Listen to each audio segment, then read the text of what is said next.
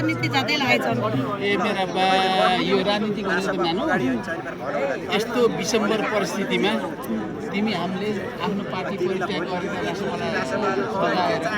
होइन अहिलेको यो 2082 11 महिना 21 गतेको चुनावलाई समर्थन गरेर राष्ट्रपाल यहाँसम्म अरू तिमीले आफ्नो दिएर होइन र सिद्धगङ्गा 5वटालाई जिताउनु अहिलेसम्म जिताइयो त अनि अब सुन्ने बाँकी छ तिमी हामी जागरुक नभएको समग्र होइन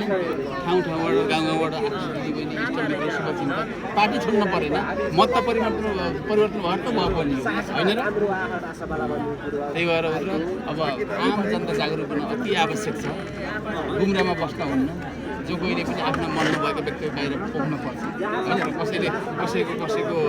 लोभ लालचमा दैनिक पसेर आफ्नो जीवन लाइफलाई त्याग गर्न हुन्न भन्ने त्यही हो नानी त्यही हो जहाँसम्म 2/3 आउला आयो भने 1/3 आए पनि हुन्छ 5 वर्षसम्म काम गऱ्यो भने अर्को वर्ष अवश्य पनि परिवर्तन गर्छ राष्ट्रवादीको परिवर्तनको सङ्घर्षमा जन्मेको एउटा पार्टी हो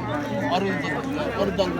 जस्तोले उसलाई झुक्काउने दाइने गर्ने जनतालाई अवश्य पनि गर्नु भन्ने हाम्रो हिसाबले तिमी हामी चाहिँ यो पार्टीमा चाहिँ आबद्ध भएर लागेको होइन ल